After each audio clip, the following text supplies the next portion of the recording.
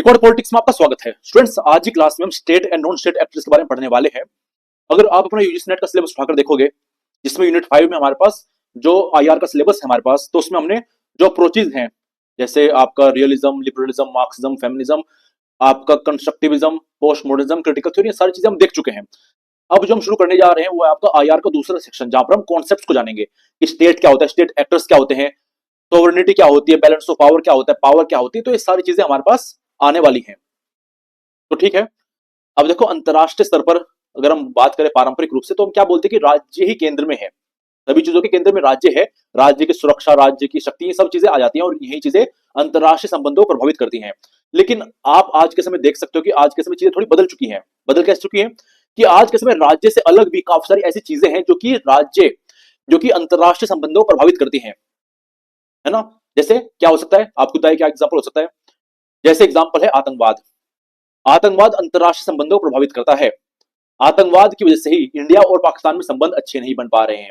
आतंकवाद की वजह से ही यूएसए ने आपका अफगानिस्तान पर हमला किया था।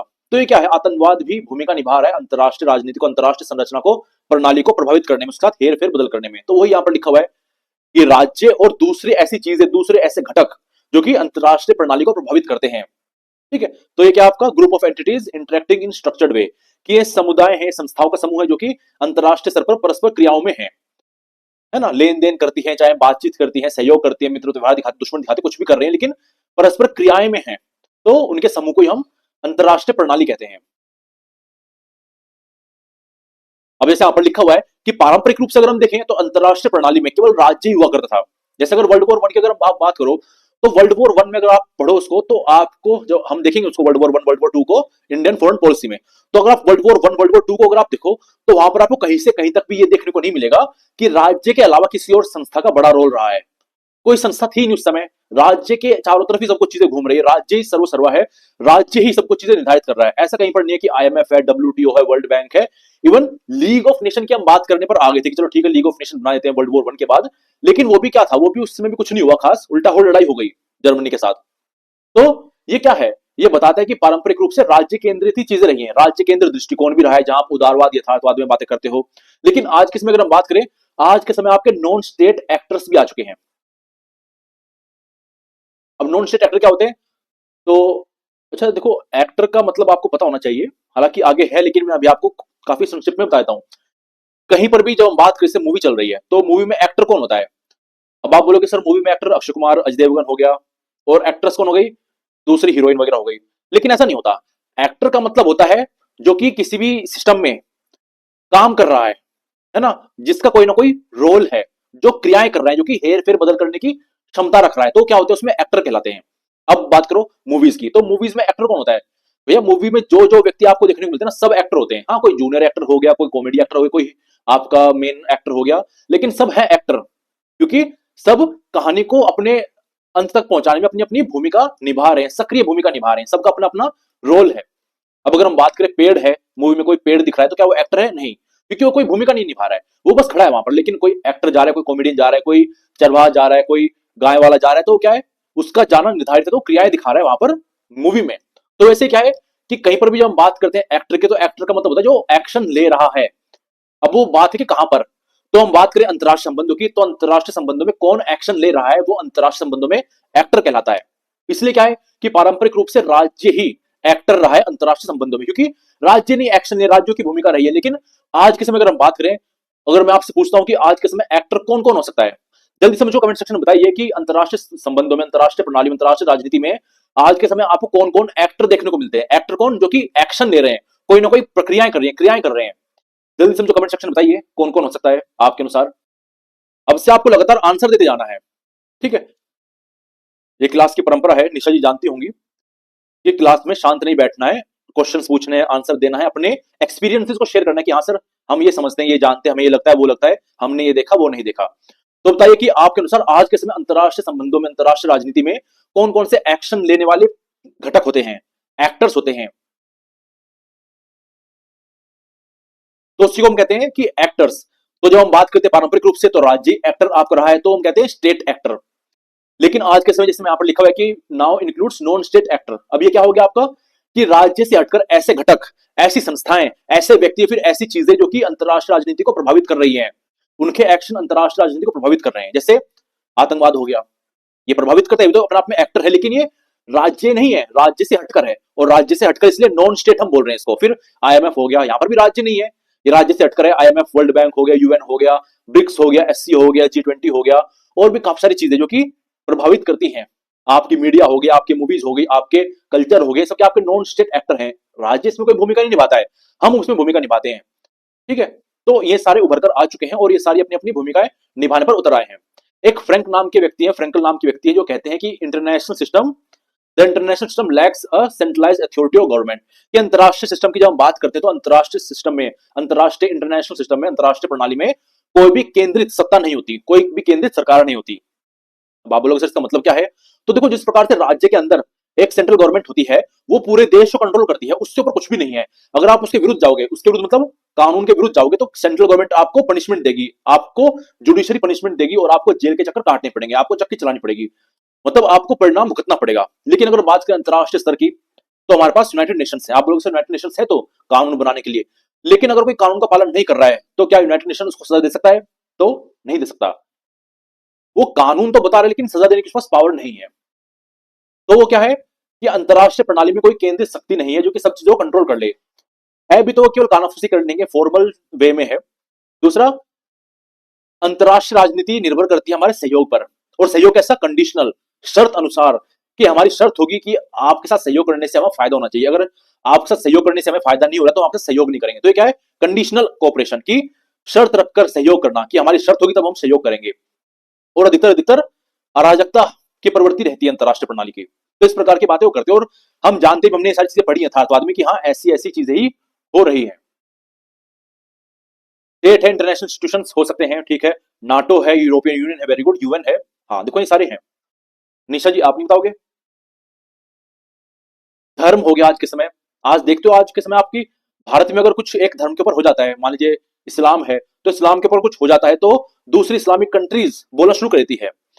भारत में अगर सिखों के ऊपर कुछ हो जाता है तो कनाडा में जो सिख है वो बोलना शुरू कर देते हैं। क्या है? धर्म, धर्म आधारित, धर्म भी प्रभावित कर रहा है राज्य की नीति को, अंतरराष्ट्रीय राजनीति को।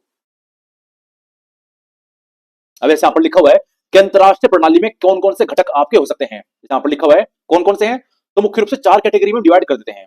तो पहली कैटेगरी कौन सी आपकी? स्टेट, जो कि सबसे पहले आपका आता ही है वो ऑब्वियसली। ये क्या आपका? ये आपका मुख्य एक्टर है, जो कि संप्रभुता को लेकर चलता है, सैन्य शक्ति को लेकर चलता है, कूटनीति के साथ काम करता है, और एक प्रकार से व्यापार वगैरह करने की भी कोशिश करता है। तो ये आपका राज्य एक घटक है, राज्य एक एक्टर है, कंपोनेंट है अंतरराष्ट्रीय प्रणाली का, ये सब हम जानते हैं। दूसरा क्या है?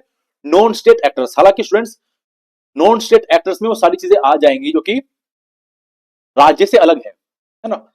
तो नॉन स्टेट एक्टर जैसे आपका एनजीओ हो गए, अलग अलग एनजीओ होते हैं भारत में, बहुत हजारों एनजीओ हैं, अंतरराष्ट्रीय स्तर पर लाखों एनजीओ हैं, तो वे सारे हो गए।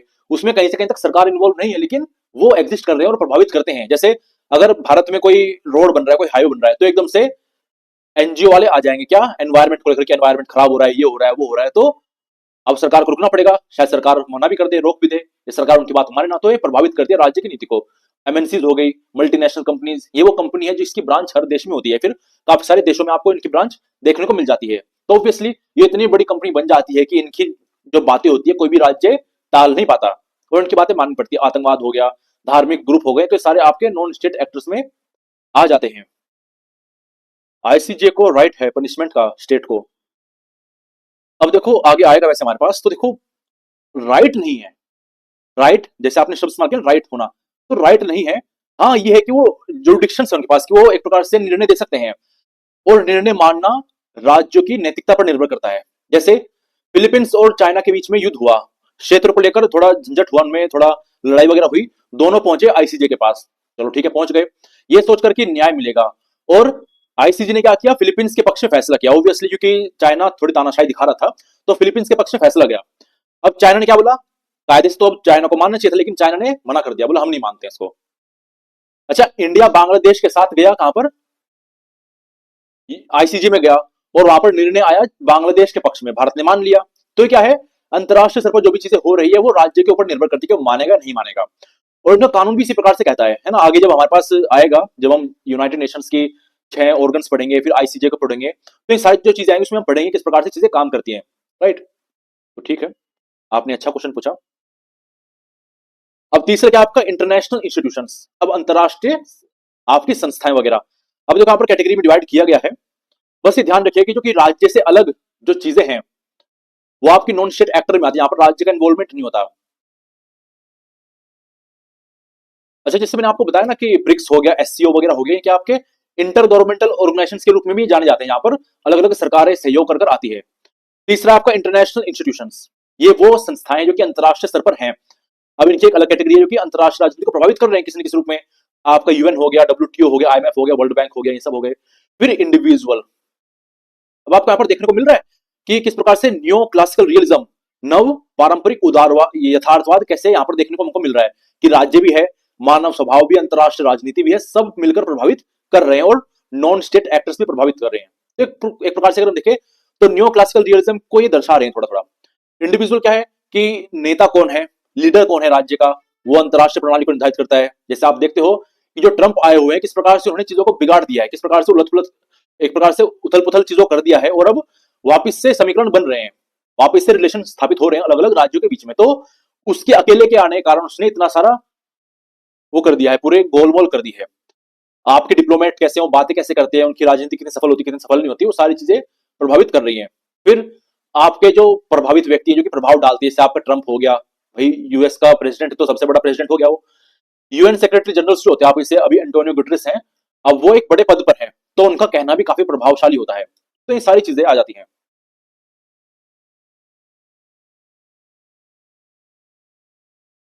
राइट। अब आगे हमारे पास आते हैं कि जो हम सिस्टम की हम बात कर रहे हैं, जिसमें हम आपका स्टेट एक्टर्स है, नॉन स्टेट एक्टर्स है, इंटरनेशनल इंस्टीट्यूशंस है, इंडिविजुअल है, सारी जो पंचायतें हैं, चारों चीजें हैं, ये हैं तो, लेकिन ये सारी चीजें मिलाकर बनाती है आपके इंटरनेशनल सिस्टम को। लेकिन इंटरनेशनल सिस्टम कैसा होगा, अच्छा होगा, बुरा होगा, आतंकवाद जैसे भरा होगा, फिर लड़ाई होती रहेगी, शांति रहेगी, ये कौन निर्धारित करेगा, ये कैसे निर्धारित होती है। तो मुख्य रूप से आपके चार फैक्टर जो कि निर्धारित करते हैं कि आपकी अंतरराष्ट्रीय प्रणाली कैसी होगी। राइट। जैसे एक व्यक्ति है मोर्टन एक कापलान करके, ये कापलान बाद का नाम है, ऐसा कापलान मोर्टान लिख देते हैं, तो मोर्टन एक कापलान का पूरा नाम है।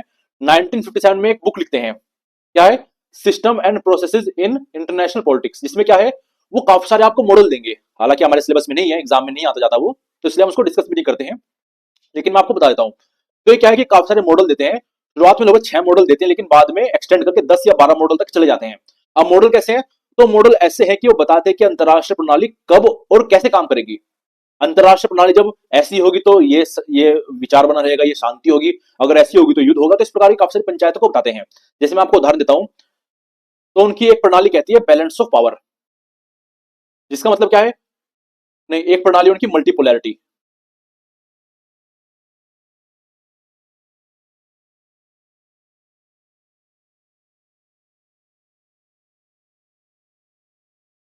मल्टीपोलैरिटी, अब ये मल्टीपोलैरिटी फिर मल्टीपोलर क्या है, मल्टीपोलर का मतलब है कि काफी सारे ध्रुव होना, पोल्स होना।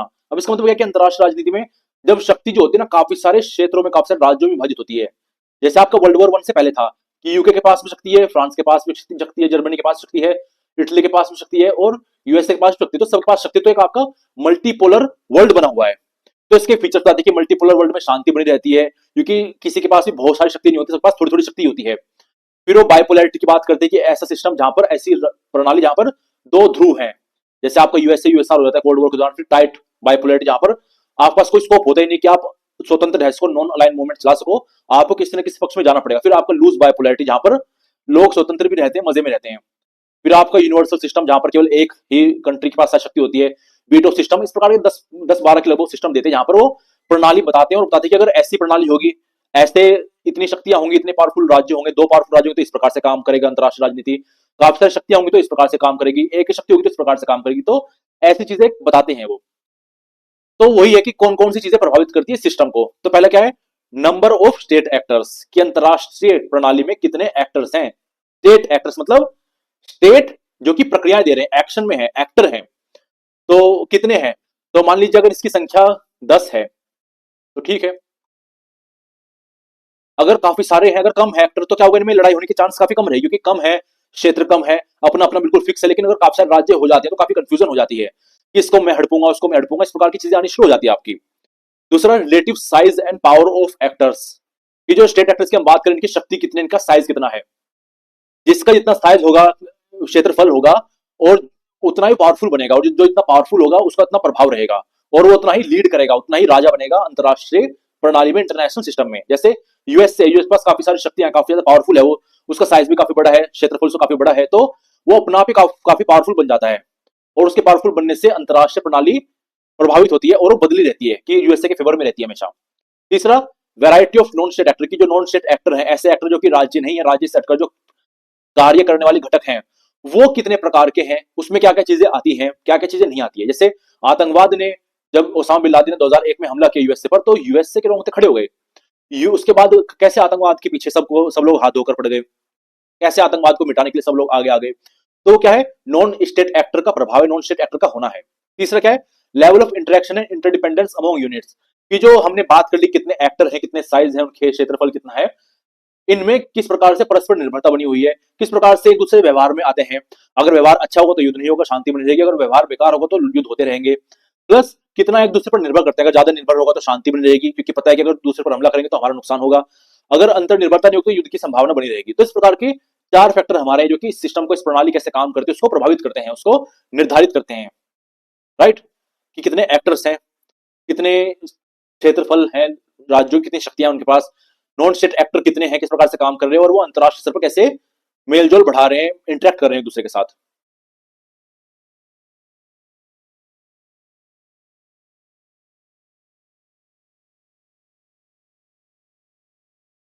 तो फिर सर आईसीजे के डिसीजन का बेनिफिट क्या है, या इंस्टीट्यूशन का। हम्म, तो देखो, बेनिफिट इतना ही है कि अगर मान रहे हैं, हम सभ्यता दिखाकर मान रहे हैं तो ठीक है, नहीं मान रहे हैं तो परेशानी है। और आज के समय कोई मान ही नहीं रहा है, तभी तो परेशानी हो रही है। वरना यूएन के होते हुए इजराइल पैलेस्टीन कैसे लड़ सकते थे, यूएन के होते हुए कैसे इजराइल, ये रशिया और आपका यूक्रेन लड़ सकते थे, यूएन के होते हुए कैसे यूएसए वेनेजुला पर हमला कर सकता था, लेकिन हुआ ना, ये चुप बैठे हुए हैं। क्यों? क्योंकि कानून वानून तो बनाकर बैठ गए हैं, लेकिन कर कुछ नहीं पा रहे हैं।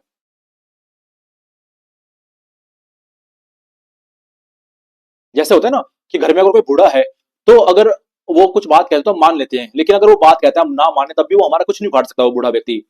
लेकिन फिर भी हम उसकी बात मानते, चलो बड़ा है, वो सही कह रहा है, उसको समझ है, शांति होनी चाहिए, सही कह रहा है। तो वही है कि हम मानकर चलते कि इनमें समझ है, ये अच्छे निर्णय देंगे, सब लोग मानेंगे इनको। लेकिन जिसके हित कॉम्प्रोमाइज हो रहे होते हैं यहाँ पर, जिनके हित नहीं काम कर रहे होते, वो नहीं मानते इन चीजों को, फिर वो नकार देते कि हम नहीं मानते उनके निर्णय को। इस प्रकार की चीजें आपको देखने को मिल जाती है। आगे हमारे पास state and non state actors as actors in IR, जिसमें आपको बताया भी अभी कि एक्टर क्या होता है। एक्टर इन आईआर क्या है कि ये वो एंटिटी है, ये वो संस्थाएं, ये वो चीजें हैं, वो तत्व हैं, वो घटक हैं जो कि अंतरराष्ट्रीय राजनीति में अपना प्रभाव डालते हैं। इनका कोई ना कोई रोल होता है। अंतरराष्ट्रीय राजनीति होगी, अंतरराष्ट्रीय संस्थाएं हो गई, तो उनमें किसी न किसी प्रकार से इनका रोल आपको देखने को मिल जाता है। तो इन्हें हम एक्टर्स कहते हैं, है ना। Entities that play influential role in the global political arena. इसमें कौन कौन हो सकता है? राज्य हो सकते हैं, राज्य तो सबसे पहले आता ही है, जैसे यूएस से चाइना। इंटरनेशनल ऑर्गेनाइजेशन जैसे यूएनओ हो गया, नाटो हो गया, डब्ल्यूटीओ हो गए सब। और एमएनसीज, मल्टीनेशनल कंपनी जैसे गूगल हो गया, है ना। और भी काफी सारी कंपनी आपकी जो कि मल्टीनेशनल, जैसे काफी सारे देशों में ब्रांच है, काफी सारे देशों में उनकी फैक्ट्री वगैरह खुली हुई है। अब देखो, इनकी बात ही माननी पड़ती है, क्योंकि ये काफी ज्यादा पैसा जनरेट करती है, काफी ज्यादा एम्प्लॉयमेंट जनरेट करती है। तो अगर हम इनकी बात ना माने, शायद हमारी कंट्री छोड़कर चले जाए और हमें नुकसान हो जाए, तो इनकी बातें मानी जाती है। काफी बार तो देखने को मिलता है कि इनकी जो बातें होती है ना, इनके जो लीडर होते हैं, इनके जो सीईओ या फिर फाउंडर वगैरह होते हैं, उनकी शक्ति किसी राज्य के प्राइम मिनिस्टर से भी ज्यादा बढ़ जाती है। और एनजीओ हो गया, आप ऐसे आपका अलग अलग एनजीओ हैं जो क्लाइमेट चेंज के ऊपर बात करते हैं, ह्यूमन राइट्स के ऊपर बात करते हैं। एमनेस्टी इंटरनेशनल हो गया, जैसे आतंकवादी समूह है आपके, जैसे अलकायदा हो गया, आईएसएस हो गया, ये सब क्या है, ये भी प्रभावित करते हैं अंतरराष्ट्रीय प्रणाली को और राजनीति को। फिर रिलीजियस ऑर्गेनाइजेशन की धार्मिक संस्थाएं, जैसे ओआईसी हो गया, वेटिकन सिटी वाला हो गया। फिर व्यक्ति, इंडिविजुअल, जैसे एंटोनियो गुटरेस है, ये क्या है, यूनाइटेड नेशंस का सेक्रेटरी जनरल है, काफी प्रभावशाली व्यक्ति है। किसी देश में जब ये आता है ना, तो इसको काफी सम्मान मिलता है, इसकी बातों पर ध्यान दिया जाता है कि हाँ काफी बड़ा व्यक्ति है, तो इसकी बात समझो। फिर मलाला यूसुफजाई है, वो क्या है, एक मुस्लिम लड़की है, अभी तो शायद महिला हो चुकी है, वो पहले लड़की थी काफी पहले जब वो नई नई आई थी। तो वो क्या है कि वो महिलाओं के अधिकार के बारे में, शिक्षा के बारे में, मानव अधिकारों के बारे में चीजों को कहती है।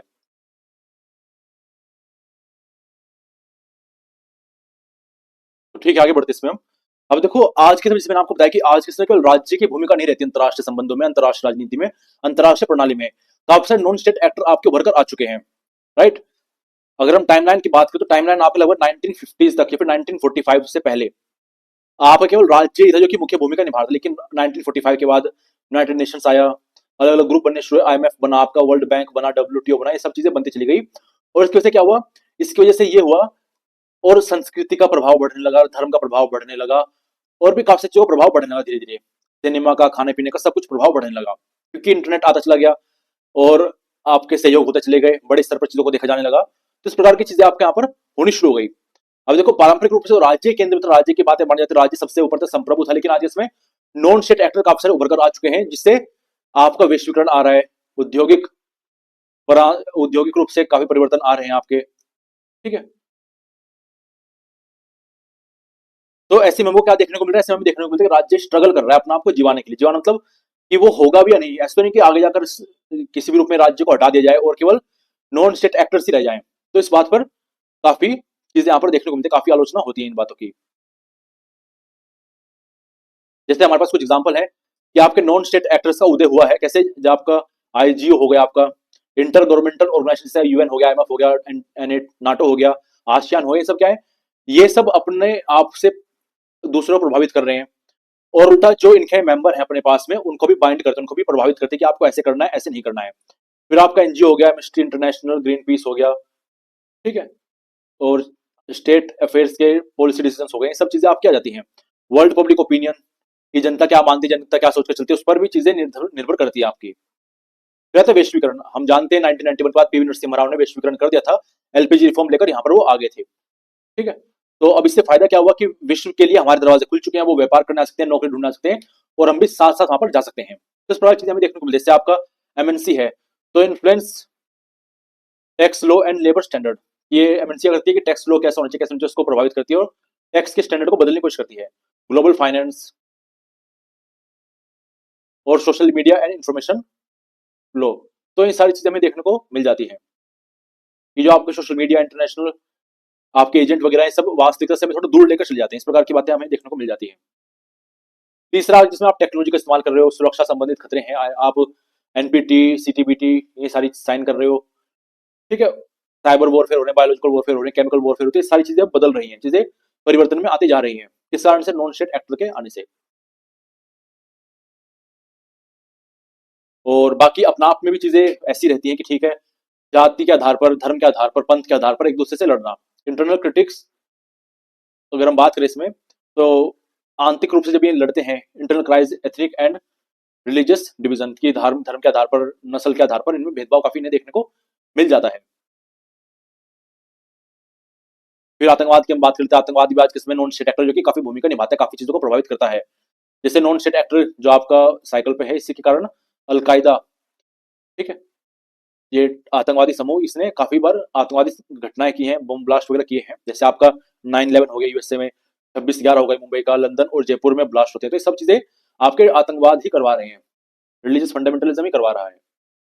अब देखो आखिरी में हमारे पास जो स्लाइड है वो ये कहती है, क्या जो अंतर्राष्ट्रीय स्तर पर नॉन स्टेट एक्टर उभर कर आ रहे हैं, क्या ये राज्य के लिए हानिकारक है?